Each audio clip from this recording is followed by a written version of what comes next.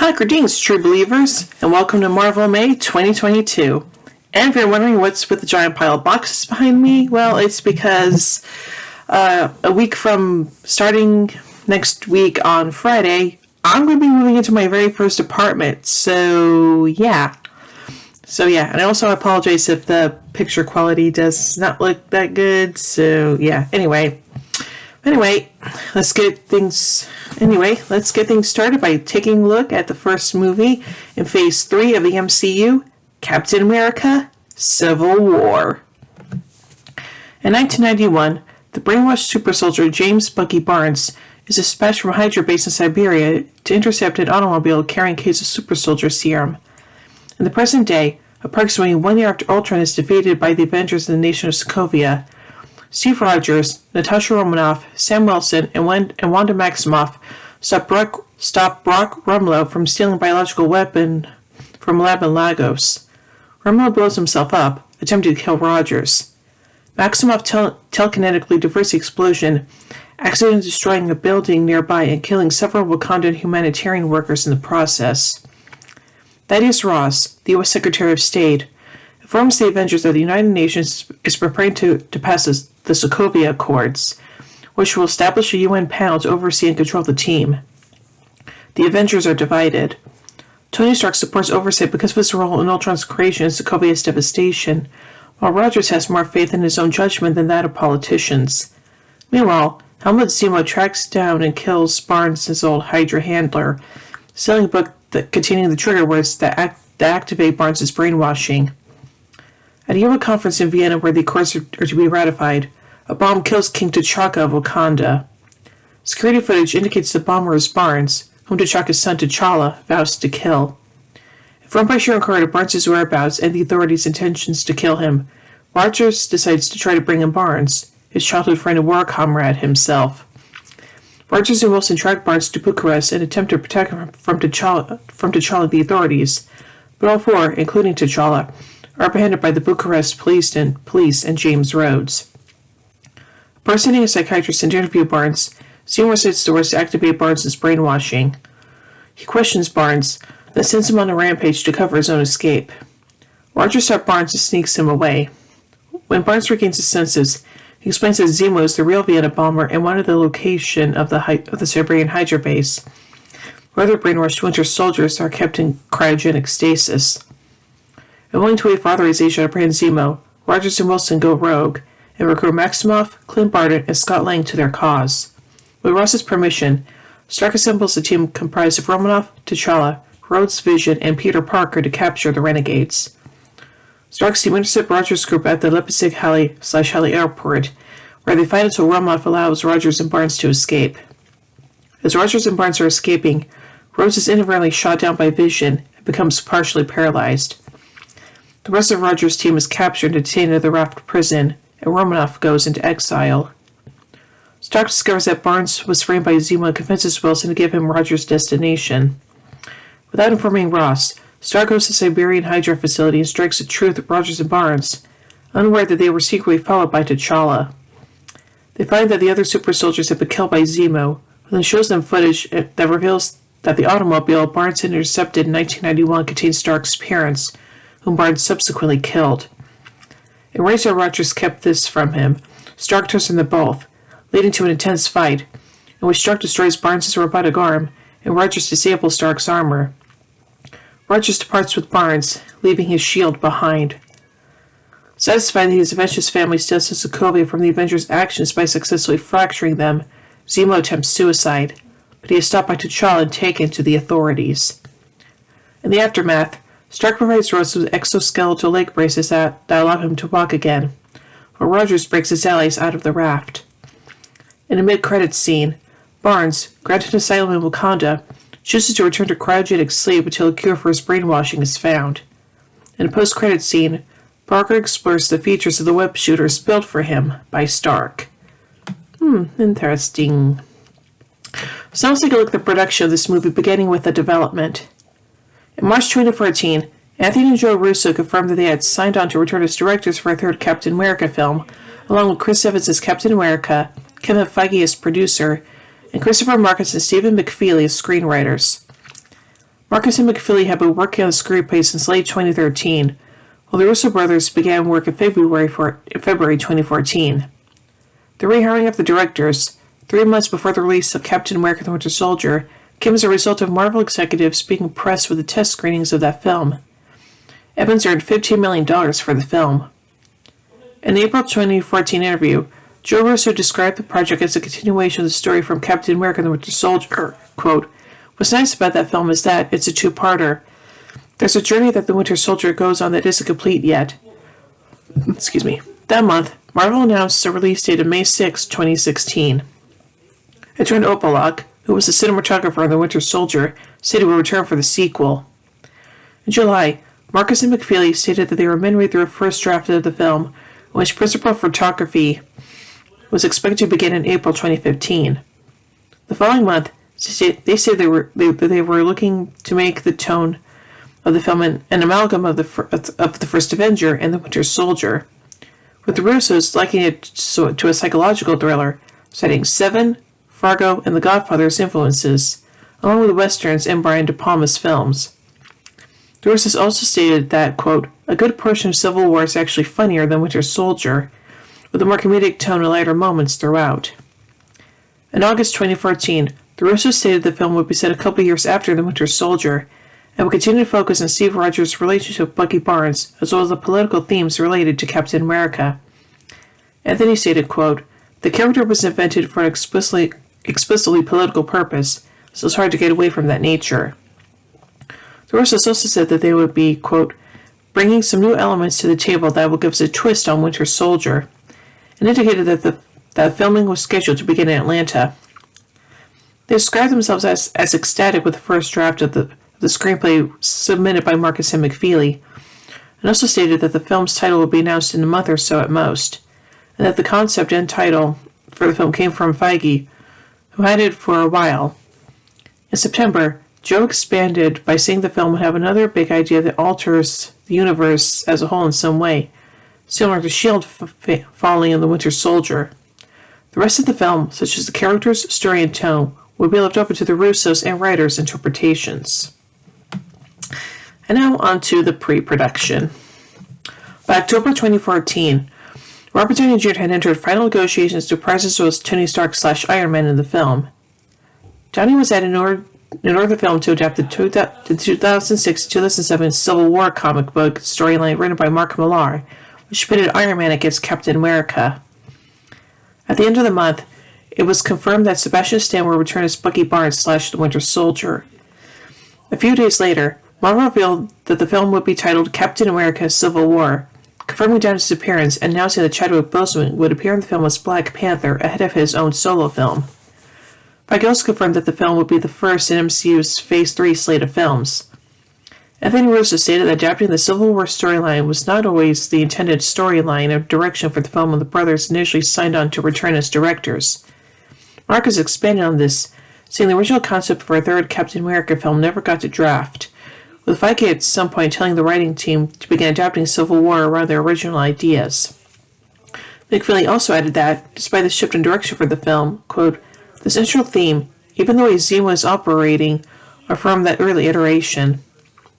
The Russos revealed that, had negotiations with Downey to appear in the film failed, they would use the Mad Bomb storyline from the Captain America comics, which was eventually used as a plot point in the first season of the Agent Carter TV series. The premise for the film was centered on Zemo detonating the Mad Bomb, which would turn hordes of people into berserkers to present a physical threat to Captain America, while still pitting heroes against each other, some we zombified due to the Mad Bomb, to satisfy an emotional component for the film. McFeely said that the idea of basing a film in Civil War had been on and off the table for a while at Marvel Studios, explaining, quote, "It's a challenge to do it and make sure that all the characters that we've established and everyone's established with MCU are serviced and sound correct. But there's a difference between the characters in Civil War, which was written in 2006-2007. The MCU doesn't exist when it's written. There isn't a Robert Downey Jr. or Chris Evans who has helped to create the characters, so we need to make sure that template gets adjusted." Joe Russo added that the essence of Civil War was used such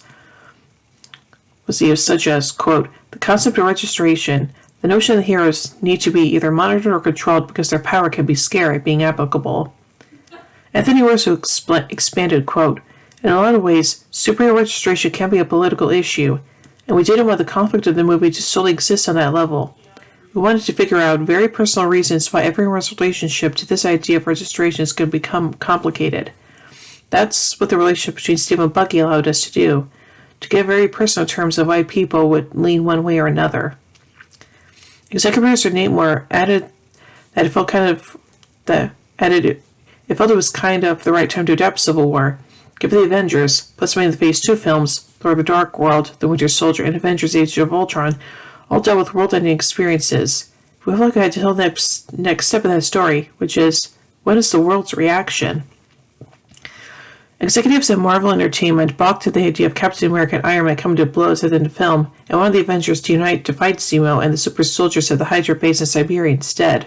The Russos were unhappy with this idea, with Joe Russo saying, quote, "There's nothing interesting about that film.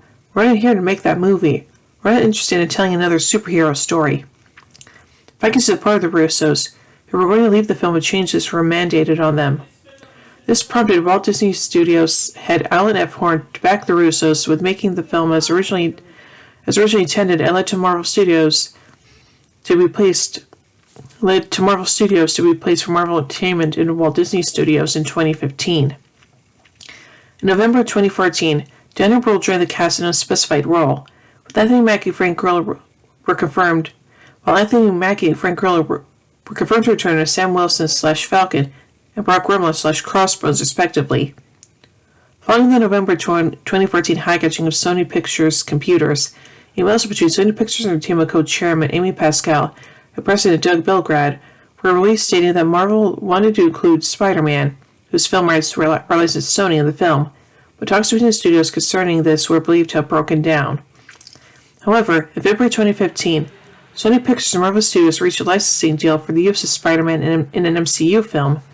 Reports indicated that the character would indeed appear in Civil War. The Russos stated they were lobbying for months to include the character in the film. In January 2015, Mackie revealed that, in addition to Atlanta, film locations would include Puerto Rico and Berlin, while the Russo brothers confirmed that Scarlett Johansson would return to the film as Natasha Romanoff / Black Widow.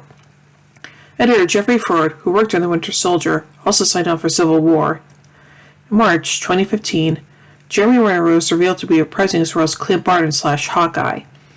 The next month, it was revealed that the film would be converted into 3D in post-production, and that Brühl would be playing Helmut Zemo. And additionally, Elizabeth Olsen revealed that she reprised her role as Wanda Maximoff / Scarlet Witch.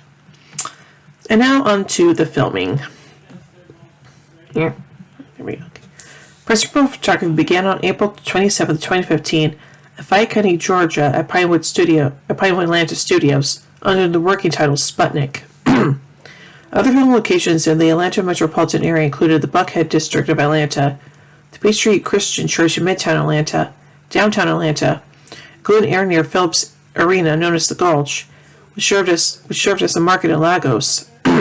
Norcross, Georgia, Porsche's headquarters in Atlanta at Aerotropolis,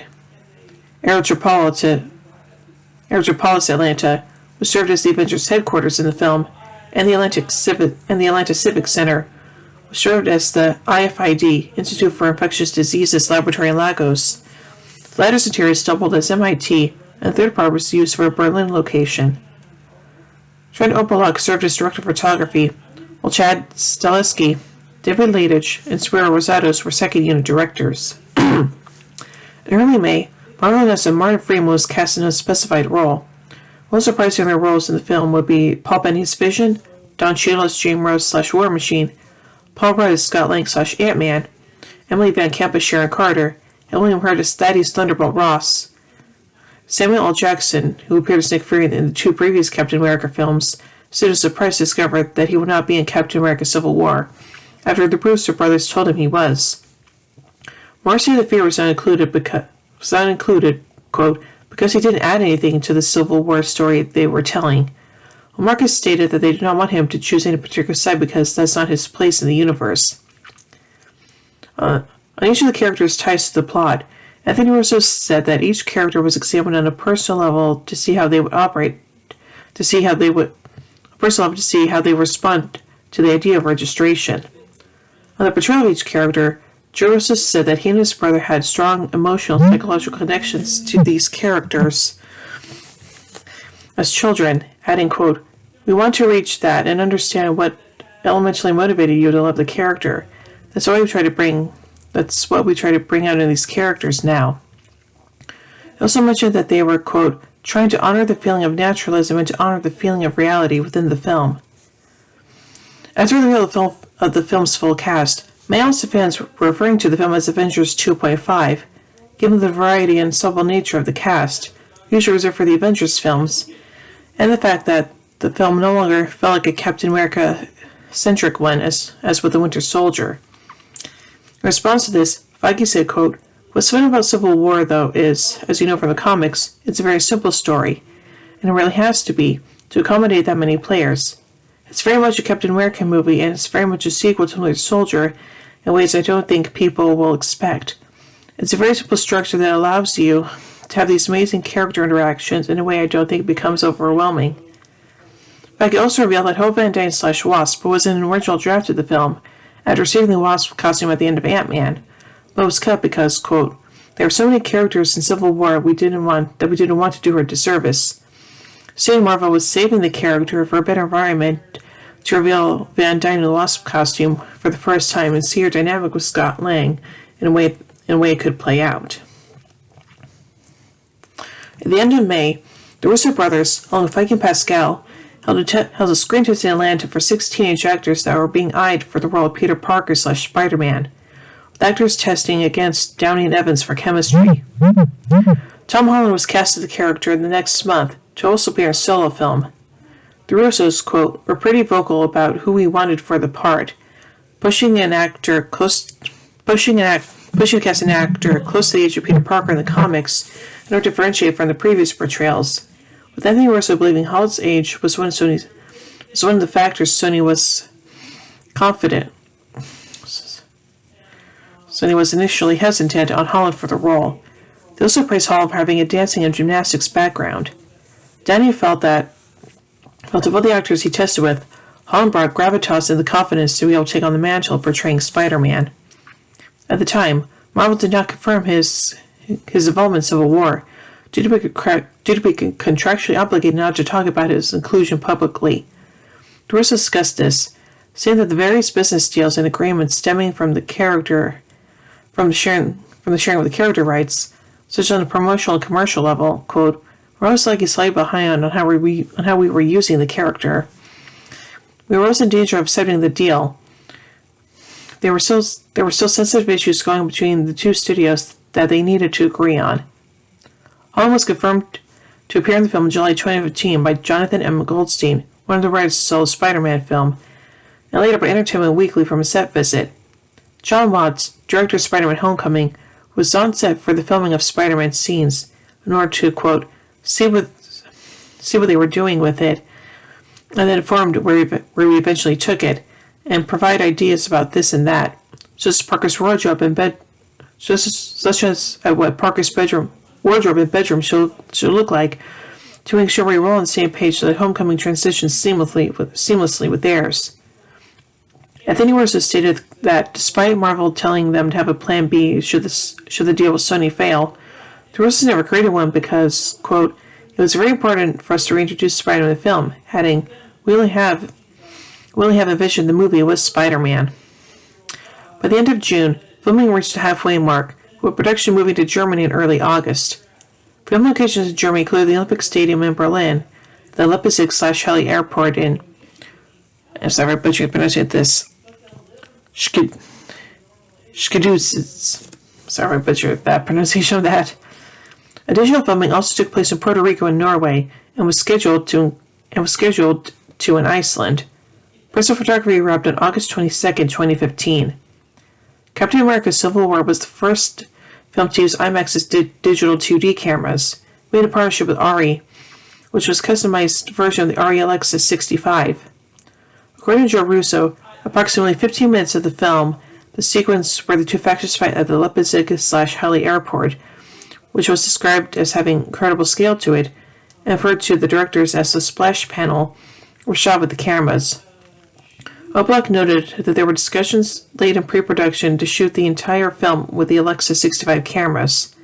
However, because of how close it was to start of shooting as well as the idea of such a large-scale undertaking, it was decided to only use them for the airport sequence, with the rest of the film being shot on RE Alexa XT digital cameras. For the airport sequence, Oblak rigged the Alexa 65s to a techno-crane, a Steadicam, a dolly, as well as a drone for flyover shots, which has its own dedicated team operating it. Because of the amount of resolution the Alexa 65s offered, Oblak chose to use medium close-ups instead of close-ups, and for its wide shots, although shot a bit longer, maybe with a slight camera move that allows the viewers to take it all in. And now on to the post-production. In September 2015, Mark Ruffalo, who plays Bruce Banner / Hulk in the MCU films, said that his character was originally in the Civil War script, but was removed due to the end of Age of Ultron, as Rob did not want to reveal where he is and why in this film. Mark said that as soon as the Hulk joined his side, the fight went over quickly, saying, quote, "You can kind of choose your roster of characters depending on what kind of fight you want to have."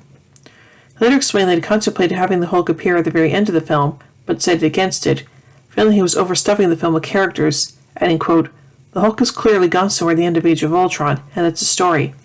Don't blow it up and put in a tiny little chunk just to put the little extra filigree on our movie."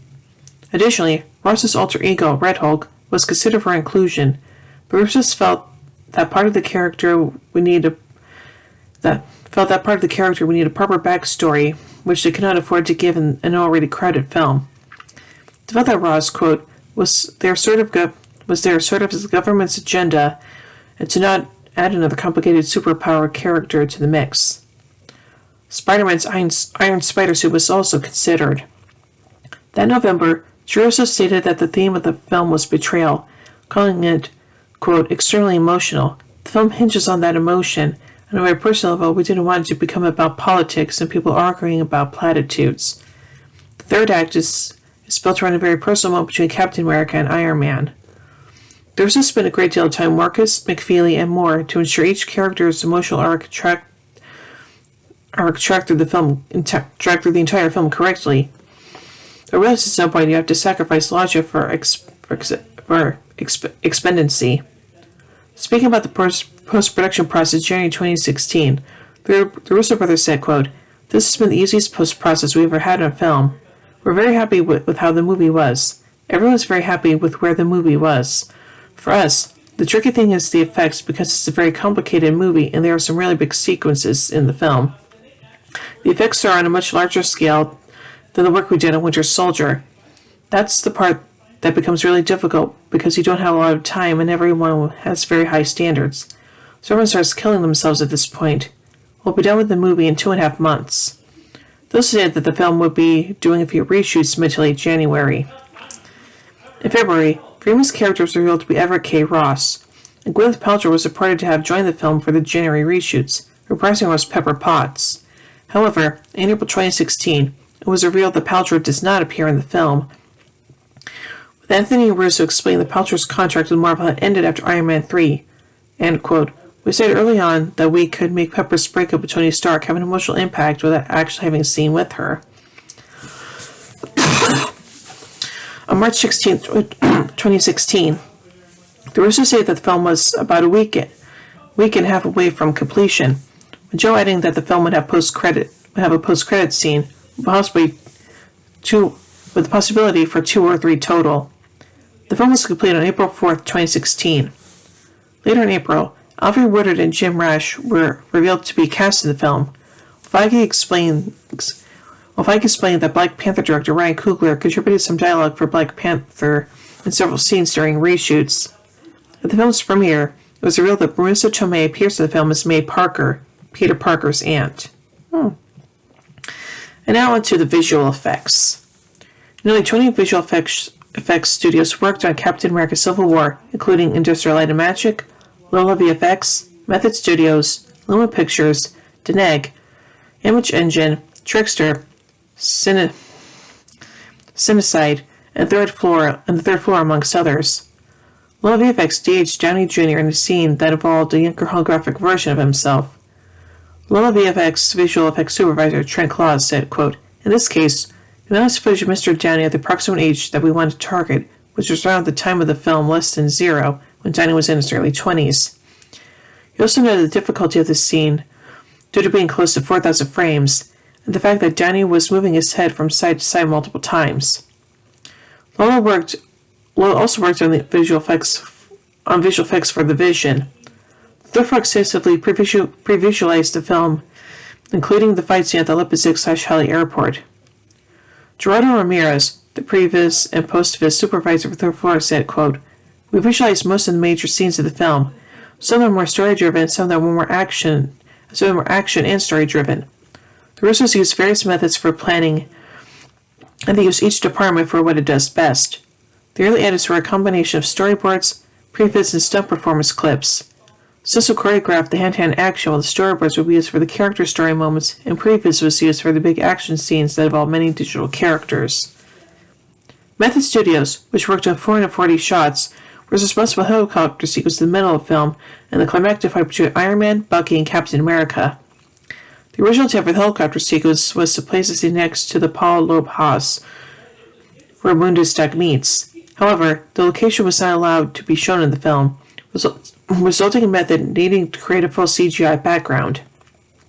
For the climactic fight, one of the challenges for Method was getting the cut of Iron Man's suit correct, opting to go with a more, quote, classic Iron Man look versus the really glossy car paint look that Iron Man had in the previous Avengers films. Island was primarily responsible for getting the color of Iron Man's suit. Island was primarily responsible for visual effects during the large-scale fight sequence at the airport, along with creating digital assets for all of the characters.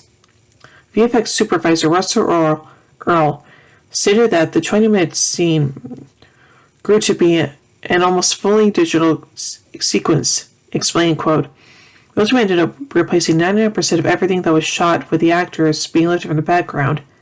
Originally, both Spider-Man and Black Panther were planned to be photographed elements, but we ended up almost completely replacing them." Luma Pictures, who also worked on Winter Soldier, was signed with completing shots of Bucky's arm and his metal brainwashing chair. They also worked on Bucky's escape from the task force lobby and designed Iron Man's new hybrid nanotechnology armor, which was an homage to the character's bleeding edge armor from the comics. The work totaled approximately 200 shots. Design firm Swarovski once again worked on the film's main on-end title sequence, having done the same for Winter Soldier. The sequence used, quote, muted and mottled, burnt umber, and steel blue and cold gray colors, which are stark contrast to the sequences for Winter Soldier and the First Avenger, the latter created by Method Design, which were a minimalistic graphic approach, reducing the key players to silhouettes and paring the palette down to 3 colors. And vibrant and iconic propaganda art comes to life, entices the viewer to join the fray, respectively. Creator Aaron Swarovski noted one of the challenges for Civil War sequence was, quote, to make it feel like a Captain America title sequence and not an Avengers sequence, given the number of characters in the film. And now finally, let's take a look at the music. Henry Jackman from Winter Soldier scored the sequel. He found the movie to be totally different from the previous one, which necessitated a much more symphonic and orchestral tone.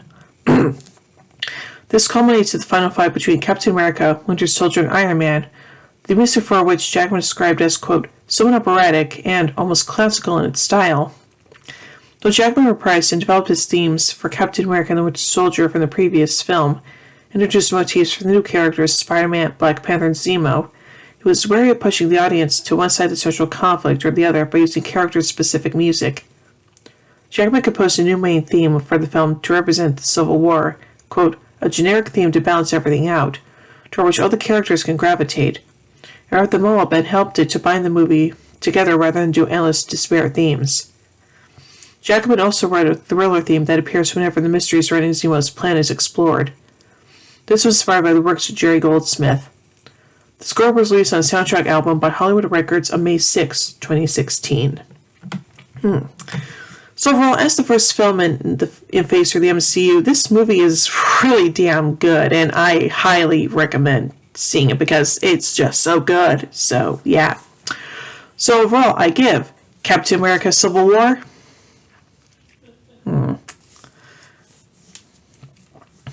5 arc reactors out of 5. Well, anyway, tune in later today as we take a look at the next film in Phase 3 of the MCU, which is Doctor Strange.